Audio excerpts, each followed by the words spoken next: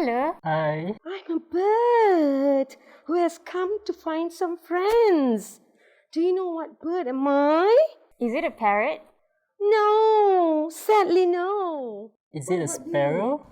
No, not a sparrow too. Okay, never mind.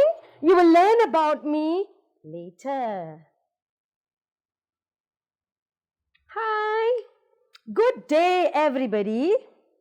We have now come to the series called Latih Pelatih, and today I am with you, Kalaimathy, Irene, George, and I'm going to have these two trainees from IPG Campus Bahasa Antara, Kuala Lumpur. And today you are going to learn how to use poetry in the classroom. And this is for language arts in the primary English language classroom. I'm sure you all have done poems in your classroom, right? Kuzaimi? Yeah. And Aisha. We have two of my trainees here who would introduce themselves. My name is Ahmad Kuzami bin Abdul Manan and I am from IPG Campus Bahasa Antara. My name is Aisyah Afikah binti Ibrahim. I am from IPG Campus Bahasa Antarbangsa. Today we are going to see how we are going to use poetry in the classroom. There are so many ways to actually use poetry in the language classroom. All right. Now, why are we using poetry in the classroom? To make it more interesting for the students. Exactly. Yes, Aisha. To teach the students about the moral in the poetry. Yes, exactly. And many other reasons, okay? Since we are looking at activities, all right, to explore and exploit poetry in the ESL classroom, let's see. Before we go into actual poems, I'm sure you all grew up listening to many nursery rhymes, right? Yes, if you guys had gone to preschools, definitely you all would have done a lot of nursery rhymes. Okay, Aisha, can you remember any nursery rhymes from your preschool, from your tadika? Baba Black Sheep. Wow, and you still can remember the nursery rhyme, right? What about you, Kuzaimi? Humpty Dumpty. Very good. Humpty Dumpty sat on the wall. Humpty Dumpty had a great fall. Okay, wall, fall. And you can still remember that. Yes, Aisha, you too. I'm sure you can remember Baba Black Sheep too very well. And because of the sounds they made, and because they all had some funny things, some funny incidents there. But there are also some of the nursery rhymes which can actually take a lot of feelings out from us, right? But we try to make it very happy because we want our kids to enjoy, right? Enjoy their childhood and all that. Okay. For most of us, nursery rhymes were the first poems we read, right? As I was telling, you can still remember. You did a lot of them in your tadika, right? If you are talking about an activity to make them, be very happy and to include them to do something with the nursery rhyme. So you, for example, after teaching them the nursery, what you could do is you could stack up some nice blocks on the wall, okay, like that. And then you can have one block, ba, black, sheep, 4 blocks. Then the next line, you don't give them the blocks. They have to pick which block to put next.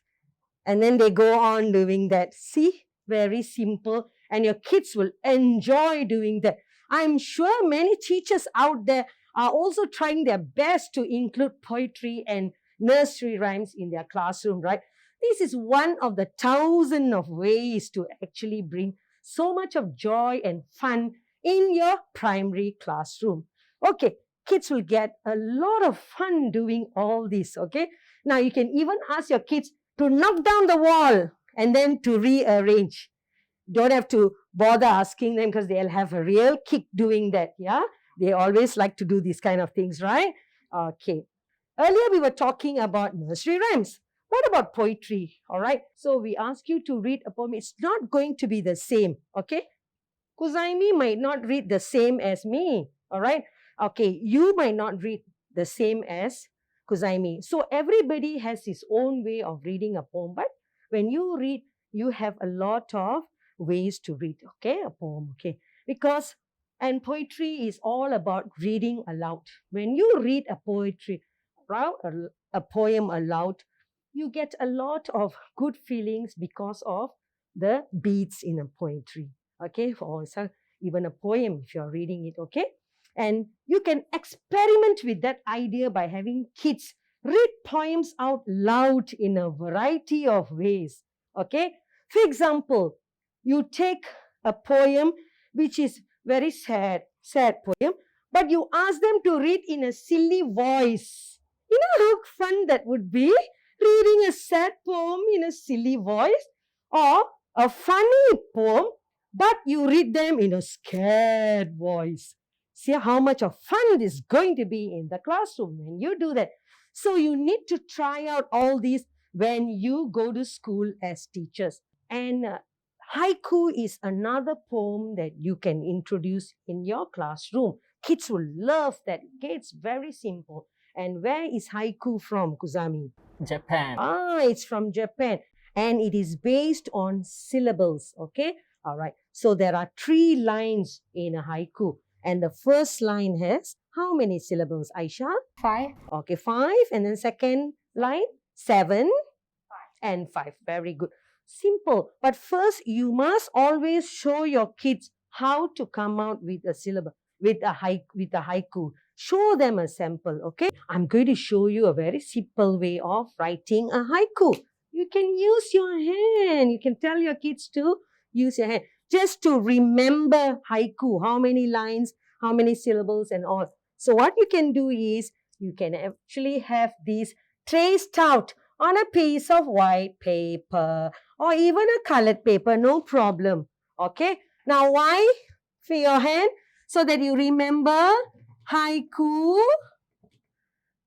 starts with 5 lines and then 7, second line, and 5 lines, okay?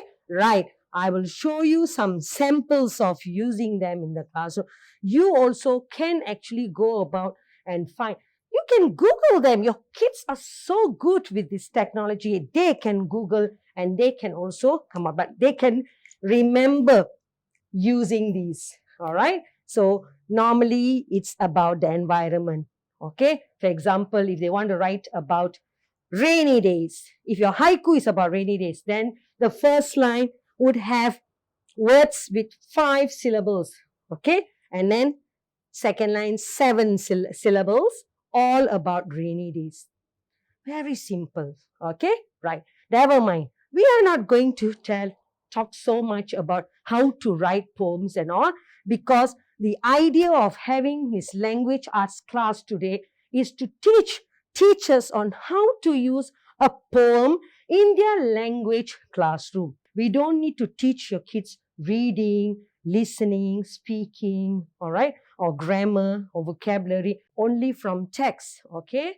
We can also bring in the poems and use the poems to actually do a reading lesson or do a listening and speaking lesson. But I'm telling you, for language arts, you can do all the skills there.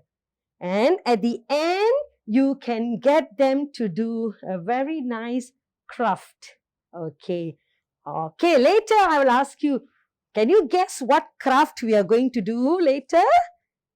The bird mask. Very nice. Yes, I'm sure you want to go back home today. You tell your kids, do you want to go back home today with a mask like this? Then you get them to do a mask like this, okay? Right. So, wait for a while. In a few minutes, we will return and tell you what we have in store for you. Okay? Hang on there.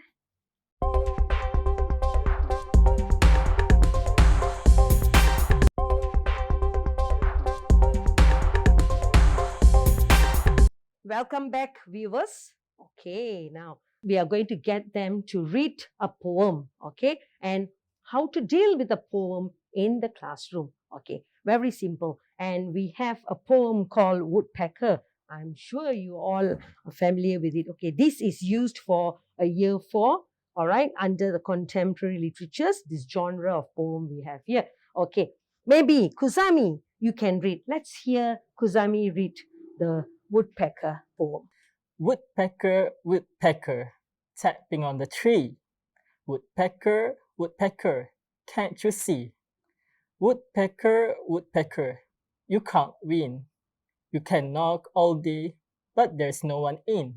Very good. Okay, now I want to hear Aisha reading it. Thank you, Kuzami. Woodpecker, woodpecker, tapping on the tree. Woodpecker, woodpecker, can't you see? Woodpecker, woodpecker, you can't win. You can knock all day, but there's no one in. Thank you, Aisha. See? All right. Every person will read the poem in his own way, in her own way. Okay?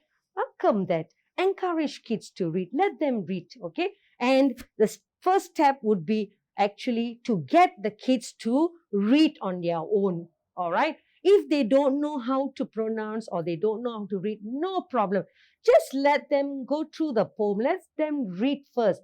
And then the teacher gets it. The teacher will teach them how to pronounce every word. Woodpecker, woodpecker. Everyone say after me, woodpecker, woodpecker, something like that. So you can do all this in the classroom. I'm sure every teacher is doing this, all right? You would be there to assist your kids to show them how to pronounce words from the poem. So the teacher runs through the poem one time or two times and get them to repeat after the teacher. Okay? Woodpecker, woodpecker, tapping on the tree. You can even ask your kids after they read, we can even tell them to tap the hands while they are reading. For example, woodpecker, woodpecker. I'm sure they like it. All right? Sometimes you can even ask them to stamp their feet. Okay? Woodpecker, woodpecker, tapping on the tree. Woodpecker, woodpecker, tapping on the tree. Fun, right? And they can remember the poem very well. So you have done with teaching them how to read. Can you all remember? These are the things that you do in the classroom. Okay, right. So some other things would be highlighting some of the words to get them to understand the poem. For example, you want them to know, what is this poem about? Then you start asking them question. Is the woodpecker at another place? Is someone talking to the woodpecker? Who do you think is the person asking this question? Woodpecker, woodpecker, tapping on the tree. Woodpecker, woodpecker, can't you see? Who do you think is talking? Is it someone talking? And what do we call that voice or that someone talking when they ask? Guzami? The persona? Okay, very good. That is the persona. Yes. So we say that is the persona. It could be another bird. It could be you asking the woodpecker. So you can tell your kids, imagine you see a woodpecker by the tree. Okay, all of you, look, maybe you can see a woodpecker at the tree. Let's see the trees in front of you. Imagine. Okay, let's see. All right. So ask them to imagine and talk to the woodpecker. And you can even ask them to ask other questions. So you can tell them. So you are teaching them to understand the poem. You taught them how to read the poem. Now you're teaching them the comprehension of the poem. You're teaching them to comprehend the poem, to understand what the poem is about. So you are teaching them two things. One, you are teaching them to read the poem with the right pronunciation and intonation. You are also teaching them to understand the poem. So that's all that you do. All right. Now, before we go into what I want you to do today is definitely something very interesting that I promised before this. Okay. So viewers, let's see what I want them to do. And after this, we will come back again to see what they all have to do.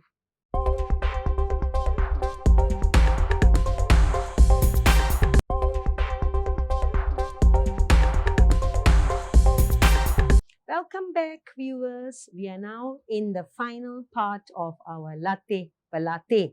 Okay, right, Kuzami and Aisha.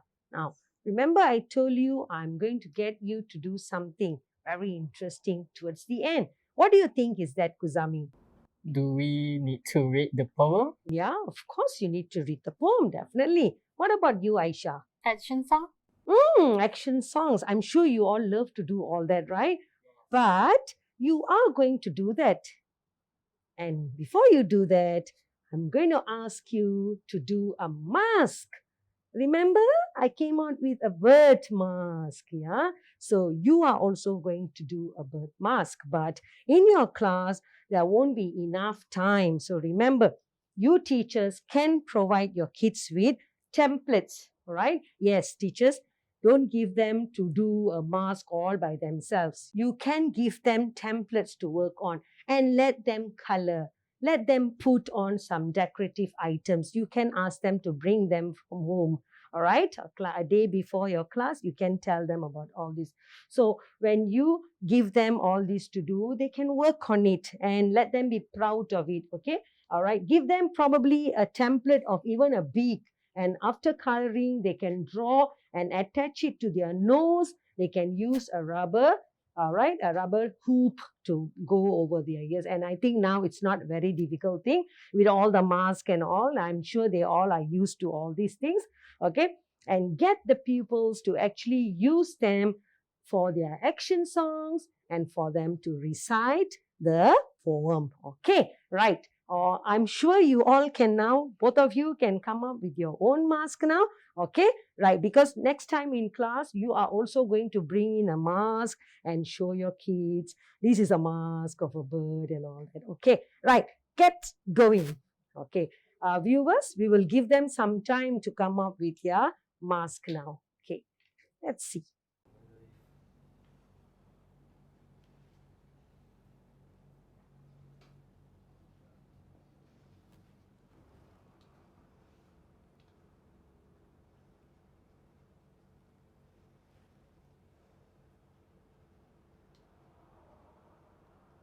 Wow, that's so lovely.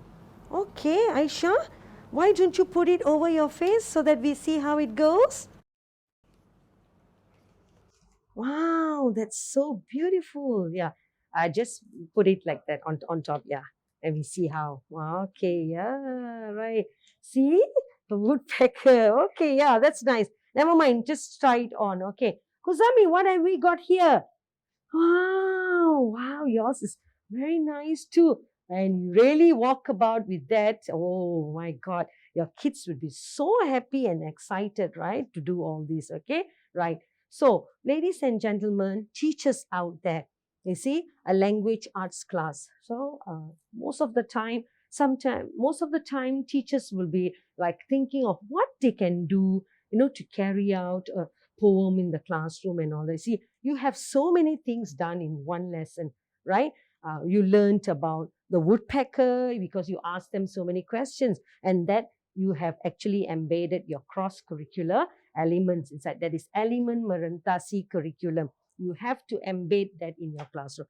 When you asked about using just that poem, you talked about the word, the woodpecker, and you can even use this poem in your classroom by going into grammar. For example, one woodpecker, many woodpeckers, two woodpeckers. You're already teaching them singular and plural. You don't have to just have a special class for grammar. This is how you do it. And then you get them to actually enjoy by reading the poem. And after that, they do a mask. Very simple. And then they wear the mask and they read the poem. Okay? So you can get your kids all come in front with all the various types of masks.